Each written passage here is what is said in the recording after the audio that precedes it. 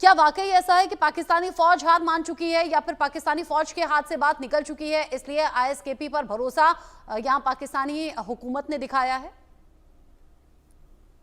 देखिए, पाकिस्तान की फौज को जैसे मफ्ती खान साहब ने इन्होंने वो बताया, हार 71 के बाद ही मान चुकी थी कि कन्वेंशनल वॉर हमारे बस की चीज नहीं है।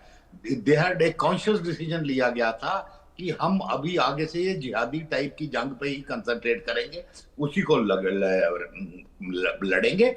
और कन्वेंशनल फौज हम मोटे तौर पे सेरेमोनियल पर्पसेस के लिए या छोटे मोटे डेटरेंट के लिए रखेंगे। नाउ पिछले 30-40 साल से ये उसी पे काम कर रहे हैं। अब वो चाहे फ्रंट कोई भी हो, चाहे भारत के साथ हो या बलूच के साथ हो, इन्होंने कन्वेंशनल रिस्पांस देने की इनकी काबिलियत नहीं है। सो सिंस जो इनकी थ्योरी थी कि हम प्रॉक्सी फोर्सेस रेज करके और उनको इस्तेमाल करेंगे और लो कॉस्ट ऑप्शन ये है, पर एक चीज समझिए कि ये बलूचिस्तान में चलने वाला नहीं है। बलूचिस्तान की आप ज्योग्राफी देख लीजिए, उनकी डेमोग्राफी देख लीजिए, कुछ भी देख लीजिए, ये नहीं काम करेगा बलूचिस्तान में। देखिए, बलूचिस्तान में पॉपुलेशन सेंटर्स कम और दूर दूर है, वेरी स्पार्सली पॉपुलेटेड है। वहां इस टाइप के कैंप छुपाए नहीं जा सकते, और जो भी है ये ओपनली रखेंगे। इनको रसद चाहिए होती है, इनको मतलब कि they can not mix with the population, तो ये अलग से बनेंगे। और इनको जो इकोनॉमिक सस्टेनेंस या लॉजिस्टिक सस्टेनेंस चाहिए, उसके गिवन रूट है। बलोची इनको कभी एक्सेप्ट नहीं करेंगे। वो इनके सारे खाना पाना, रसद, हथियार, अम्युनिशन सब बंद करके उनको उनके कैंपों के अंदर भूखे मारने की काबिलियत रखते हैं। जैसा कि उन्होंने अभी बताया, मतलब बोल रहे थे कि पिछली बार जो हमला हुआ था, इन्होंने वो पाकिस्तान आर्मी की टुकड़ी पे किया था जो इनके कैंप को रसद पहुंचा रही थी। नाउ अगर ये इन्होंने बड़े तरीके से करना है तो इनको मल्टीपल कैंप्स बनाने पड़ेंगे, और उन मल्टीपल कैंप्स के लॉजिस्टिक चेन्स ओपन रखने पड़ेंगे। एंड गिवन बलूचिस्तान ज्योग्राफी, ये इतना आसान नहीं है, इतना आसान नहीं है। बिकॉज अभी खाली देखो, ह्यूमनेंट बलोचिस की बहुत अच्छी है, and technical lint I am sure उनके पास आती जा रही है। बिकॉज ये जो कैंप होते हैं, ये मतलब सैटेलाइट से लेकर और हजार तरीके से दिखते हैं, इनकी प्रिसीजन टारगेटिंग होती है, सारा कुछ होता है, खुला ओपन इलाका है। उस इलाके में इस टाइप की इंसर्जेंसी नहीं चल सकती।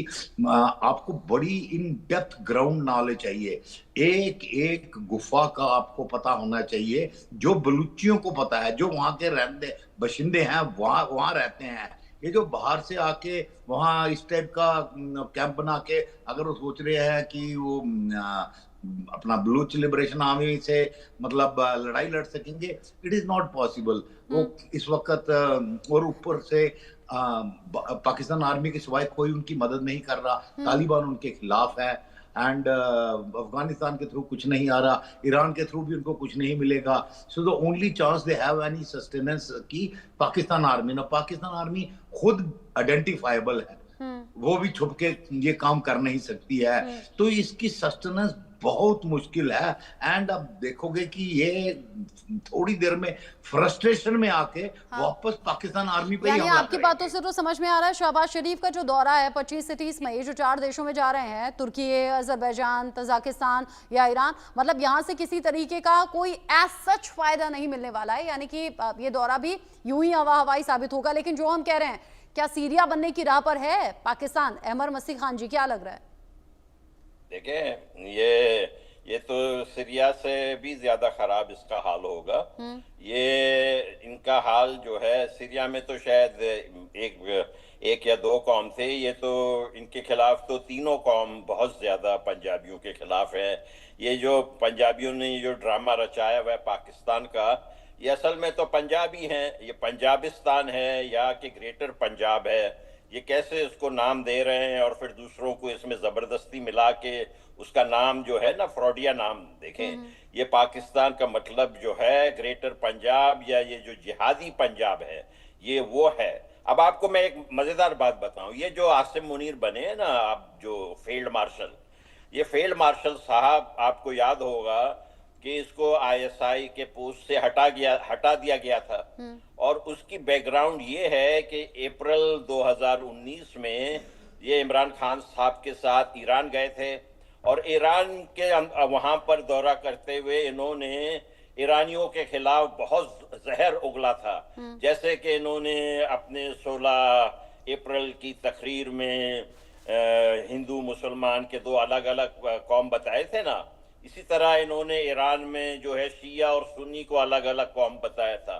इस पे ईरान के लोग बहुत नाराज हुए थे, और ईरान के कंप्लेंट पे जो है इनको आईएसआई के पोस्ट से हटाया गया था। इनको आईएसआई के पोस्ट से ईरान के कंप्लेंट पे हटाया गया था।